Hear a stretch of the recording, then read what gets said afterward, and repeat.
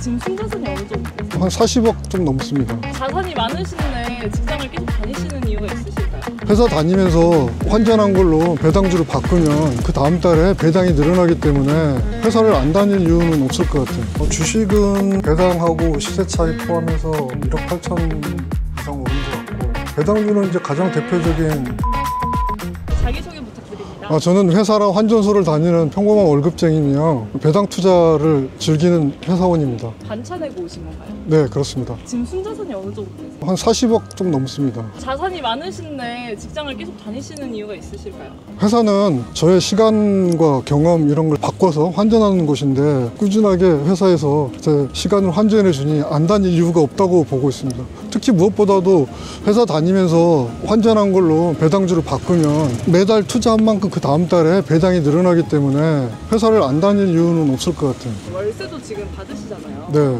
그런데도 배당주 투자를 하시는 이유가 있으실까요? 투자를 하면 그 다음 달 혹은 3개월 후에 바로바로 보상 효과가 나오니까 약간 뭐 배당 중독? 이렇게 돼가지고 나도 모르게 지금 배당 투자를 그냥 즐겁게 하고 있습니다. 그럼 회사 다니면서 좀 자산적으로 여유로워지니까 다른 사람과 좀 다르다고 느껴지는 점 있으실까요? 회사에 상주하는 온갖 그 빌런들한테 받는 마음의 상처가 확실히 줄어듭니다. 아주 심한 스트레스를 낮출 수 있는 게 이게 가장 큰 배당 투자의 장점이라고 봅니다. 또 직장인들 야근 같은 거 일부러 많이 하고 그러는데 그런 것들은 안 하세요? 네, 야근 안 합니다. 굳이 이렇게 막 야근에까지 시간을 갈아놓을 생각은 그게 배당주 때문이다.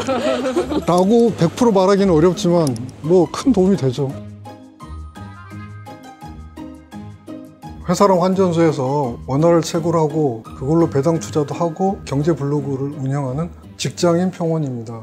요즘 일상은 어떠신가요? 네, 환전소 가서 환전하고 저녁 약속 없으면 집에 와서 책 보고 그다음에 블로그 포스팅도 하고 저녁에 주식도 좀 하고 평범한 일상이죠. 회사를 환전소라고 표현하시는 이유가 있으실까요?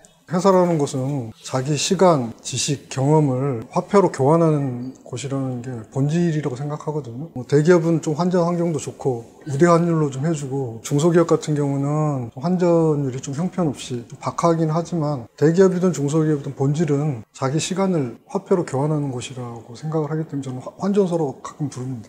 그러면 출연 후에 자산 현황은 어떠셨을까요? 서울에 있는 부동산은 여전히 좀 나쁘지 않아서 부동산은 계속 오르고 있고, 주식도 최근에 기술주하고 전반적으로 시장이 좋아서 주식 자산도 꽤 증가를 했습니다. 주식은 배당하고 시세 차익 포함해서 1억 8천 이상 오른 것 같고, 국장 포함해서 33% 정도 났습니다. S&P 500이 27% 정도 올랐는데 저는 한 33% 이상 올랐기 때문에 S&P 500은 어느 정도 이기고 있다고 봅니다. 최근 포트폴리오가 궁금한데, 부동산이 한 75% 되고 주식하고 현금이 한 25% 정도 된다고 봐야 될까요? 주식은 8억 조금 안 됩니다. 배당금이 지금 평균해서 한 252만 원 정도 나옵니다.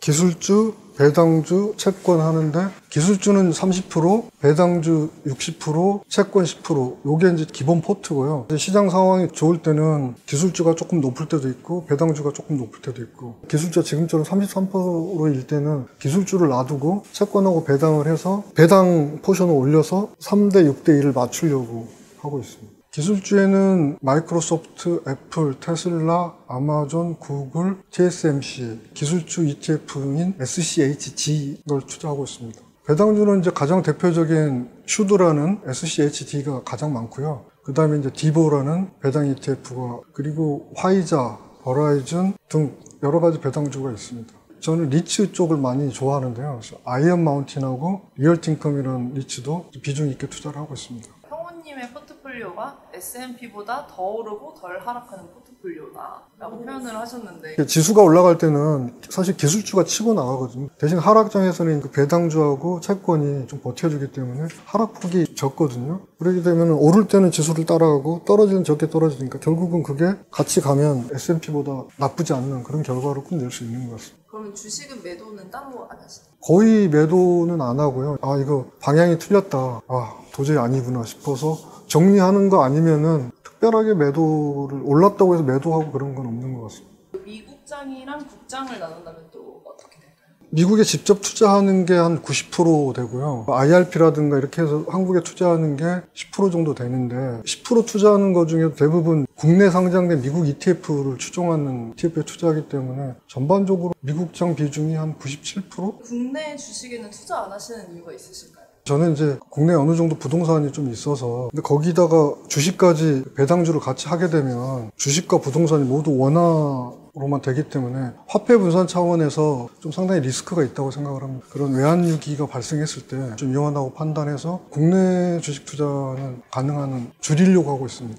근데 삼성전자 우선주는 계속 매수하고 네. 이유가 있으실까요? 믿거나 말거나 삼성전자 사는 거는 애국심으로 삽니다. 우리나라 1등 기업이 잘 됐으면 좋겠다는 마음으로 성금 내는 기분으로 몇 주씩 일주일에 한두 주씩 몇 주씩 이렇게 꼬박꼬박 사고 있습니다. 수익률은 지금 마이너스 한 27%? 뭐 애국하는 마음이니까요. 국장이 4%라고 하셨잖아요. 어떤 주식이? 4%의 삼성전자하고 타이거 고배당주 플러스 10이라는 그다음에 SK텔레콤 한 3종목 정도 되는 것 같습니다. 투자 연대기. 국내 주식을 꽤 오래전부터 했었습니다. 본격적으로 투자한 건 한 2004년 정도 됐고요. 저는 이제 한 가지 특징이 대형주를 합니다. 국장에서도 코스피 50 이내의 종목들만 하거든요. 계속 이렇게 사팔해서 제 차도 사고 집을 사게 됐었습니다. 그러다가 2001년에 미국 투자를 시작했는데 배당주 투자하면서 이거다 싶어서 국장에 있던 거 다 빼서 싹 팔고 미장에서 배당주 투자를 했었는데 21년에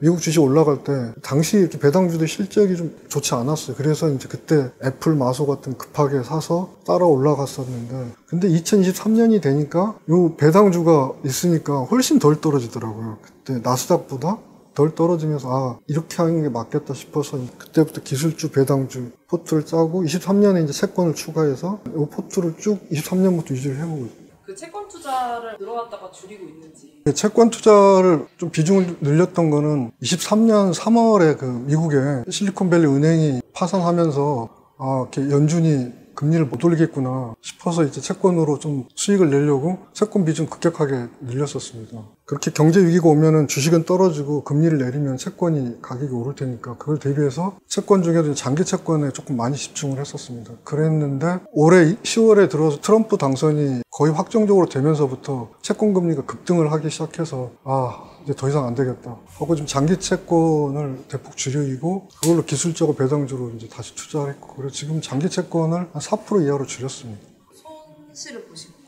네, 뭐 한 몇백만 원 나지 않았을까요? 채권은 이제 10%가 기본인데 제가 이제 그거를 한 16%까지 올려서 지금 8%로 낮춘 상태이기 때문에 한 8% 정도 포트에서 줄이고 거기서 손절을 낸 거기 때문에 손절 금액 자체는 그렇게 뭐 아주 아프다고 하기는 좀 어려울 것 같습니다. 지금 현재는 제가 단기채하고 장기채하고 그게 4%거든요. 그 중에서 이제 단기채는 주로 이제 국내에 단기 채권으로 하고 있거든요. 앞으로도 미국의 장기 채권은 줄이고 우리나라 단기 채권을 늘리는 쪽으로 좀 가려고 하고 있습니다. 네, 한국의 단기채. 사실 한국이 경제가 굉장히 안 좋거든요. 그렇기 때문에 한국은 금리를 오르기는 힘들 것 같고 대신 미국은 경기가 좋아서 여차하면 금리를 올릴 수 있는 상황이기 때문에 금리가 내릴 때 채권 가격 상승 효과를 노리기 위해서는 미국 채권보다는 국내 채권이 훨씬 더 낫지 않을까 싶어서 미국 채권은 좀 줄이고 국내 채권을 조금 올리는 그렇게 해서 채권 비중을 조절하고 있습니다. 그러면 올해 가장 큰 수익을 안겨준 종목들 어떤 걸까요? 테슬라가 가장 컸고 제가 리치주 중에 아이언 마운틴이라는 종목이 있습니다. 제가 한 4년 전에 30달러대 사가지고 그게 올해 한 130달러까지 갔었는데 그 종목이 가장 큰 수익을 준 종목 중에 하나입니다. 꼭 기술주가 아니라도 리치주에서도 그렇게 한 4배, 5배 갈 수 있는 종목들이 미국에는 많이 있습니다. 근데 그 종목을 어떻게 선택을 하셨어요? 2021년에 30달러대 발견하고 이런 종목이 있었구나 하고 공부를 해보니까 할수록 괜찮더라고요. 아직 한국에는 잘 안 알려져 있는데 데이터 센터 리츠주이기도 하고 자산 관련은 리츠주입니다. 서류들을 회사 창고에다 보관하기 힘들면 서류들을 다 자기들이 가져가서 체계적으로 관리를 해주고 있는 회사하고 S&P 500 기업의 한 80%가 이 회사 고객입니다. 매수를 하는 기준이 있어요? 기술주 중에서는 뭔가 이렇게 시대를 선도하는 지금 같은 경우는 AI면 AI 뭐 이런 쪽으로 해서 대부분의 경우에는 미국의 빅테크들이 거기에 해당될 것 같고 배당주는 이제 안전하게 배당을 받아야 하기 때문에 안 망할 것 같은 굉장히 전통이라든가 사업 모델이 좀 튼튼한 회사 제약이라든가 통신, 리얼팅금 같은 탄탄한 사업 모델을 가진 기업들 위주로 이제 배당주는 그렇게 고르고 있습니다. 배당주를 투자하시는 이유가 있으실까요? 첫 번째는 급여 외에 다른 이렇게 일정한 소득이 나온다는 거는 그 월급장이한테 굉장히 유한과 안도감 이런 거를 주는 것 같습니다. 배당 투자의 두 번째 장점은 하락장에 대한 방탄이라고 생각을 합니다. 주식시장에서 자기를 보호하는 방패와 갑옷 같은 거라고 생각을 하거든요. 제가 그동안 받은 배당금이 있기 때문에 예를 들면 주식이 빠져도 나는 원금 손실 아니야 이런 식으로도 생각을 할 수 있고요. 배당금은 계속 누적이 되지 않습니까? 그러면 어느 순간에 지나면 배당금 총액이 자기 원금을 추월하는 기간이 나옵니다. 그럼 그 이후부터는 주식시장 아무리 폭락을 해도 기회비용은 있겠지만 원금 손실이 안 나는 거거든요. 기술주 같은 거에 몇 종목에 올인하는 거는 벌 때는 굉장히 크게 벌 수 있거든요. 그렇지만 그런 종목들이 마이너스 80%까지 갈 때 견딜 수 있을까? 사실은 견디기 어렵다고 생각하거든요. 배당이 없다는 거는 갑옷이나 방패도 없이 맨 선두에 뛰어서 달려드는 거하고 똑같다고 봅니다. 가장 먼저 성벽을 넘을 수 있지만 반면에 가장 먼저 전장에서 아웃될 수 있기 때문에 좀 느리게 가더라도 배당이랑 갑옷하고 방패를 좀 튼튼하게 하고 천천히 가서 최후의 끝까지 가서 승리를 하는 그런 거가 배당 투자의 진짜 매력이 아닌가 싶습니다. 배당률을 일부러 좀 떨어뜨리신 거죠? 굳이 배당률을 높이려고는 하지 않습니다. 종합금융소득세하고 건보료가 있기 때문에 배당률을 한 4% 전후로 이렇게 쭉 맞춰가면서 금액을 늘리는, 수량을 늘리는 쪽으로 가고 있고요. 은퇴해서 혹시 현금이 많이 필요하다면 그럴 때 쭉 배당률을 높여서 현금으로 개선하면 되니까 지금 당장 무리하게 배당률을 높이려고는 하지 않습니다. 그러면 배당으로 뭘 하세요? 그냥 그대로 재투자. 배당금 250만 원, 급여 남은 거 250만 원 투자하기 때문에 제 입장에서는 크게 월 500만 원 투자하는 게 무리한 건 아니거든요.